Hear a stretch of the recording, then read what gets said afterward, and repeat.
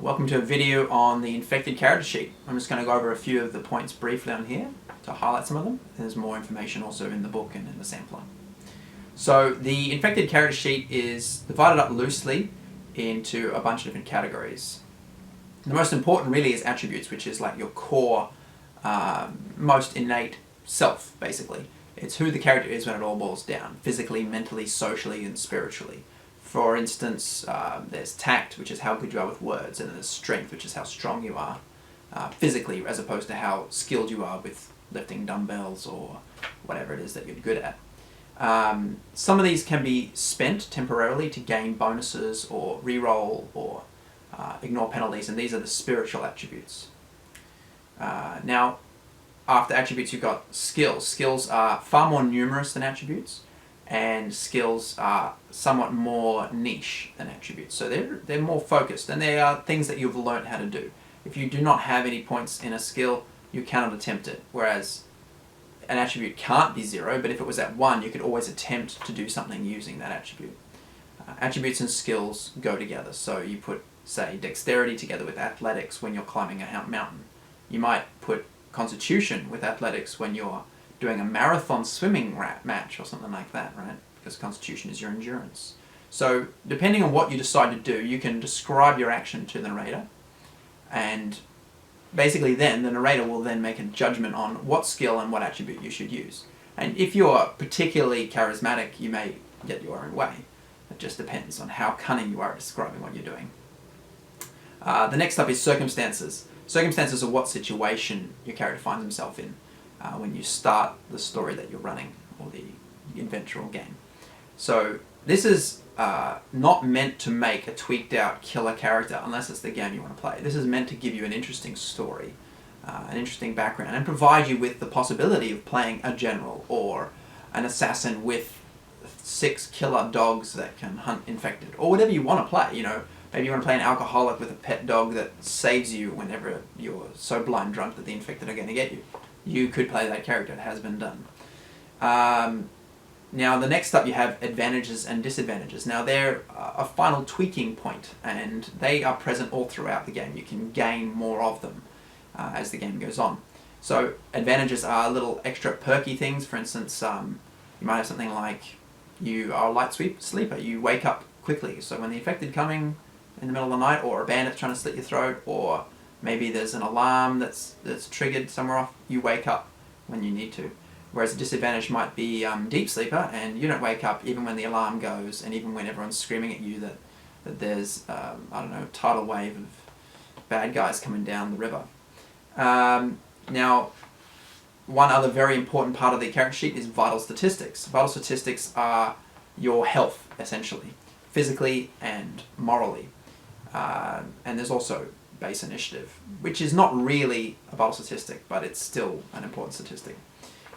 So morality is how moral you are, really, how sane you are, how humane you are, how much of yourself is left after all the years of horrible things you've had to go through in this lovely setting, this alternate universe.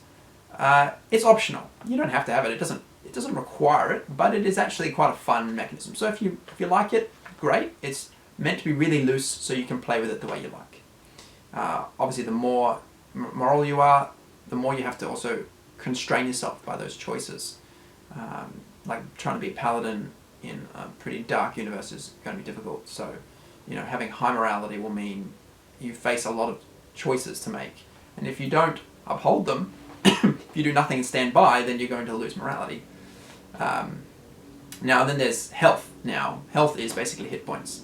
And that's made up of constitution and luck, because, hey, you know, you're tough, but you're also a little bit lucky if you avoid the deeper impacts. And you can gain more health as you go on with extra experience. And, of course, there's base initiative, which I mentioned before, which is basically how quick you are for initiative rounds. So that's your dexterity plus awareness combined.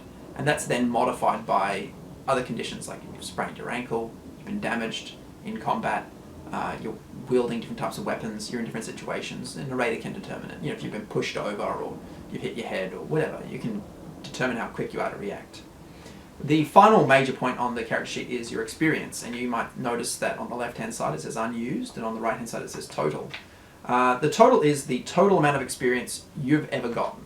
So that means base experience, you might have 1250 to start or something like that. For a novice character you'd have that. So that's your total at the beginning, but say you earn another 50 experience through 2 games, that would then go up to 1300, whether you've spent that experience or not. And you can spend that experience on any skill or attribute, but you should check it with your narrator first, because he may not want you totally tweaking out your hand-to-hand at the expense of every other stat, or something like that, you know. The idea is a story-based game, and to be honest, just going with martial skills is not going to be enough, so make sure you have a well-rounded and well-padded character. So yes, the unused section of experience is just the stuff that you haven't spent yet on those sorts of things. Now that's the basic character sheet. There is a reference sheet on the back, which I'll just go over really briefly. It's just basically designed to help you out. You got your health gets divided into battered, injured, and wounded. At the top, you got 2 sets of boxes. Right, the top is the thin box. That's your permanent. You don't want to change that unless you improve or detract from your total health, which is unlikely to detract from.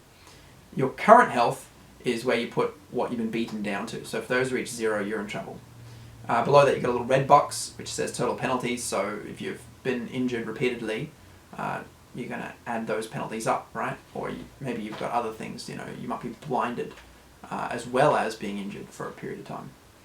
On the right-hand side, there's the armor boxes, and those go over all the different absorb rates you've got for your different types of armor for your torso, head, or any other thing. Generally, if you don't have anything else written other than just your torso, you can assume that's for most of your body. It's up to you guys to work that bit out. Ranged weapons, they're fairly self-explanatory. It's got a list of different things you can just use to tally that up and keep track of spent ammunition. Same with melee weapons, and at the bottom's equipment. So that's your reference sheet and your character sheet, and I hope that helps you to play Infected and play some terrifying and fun games. Cheers.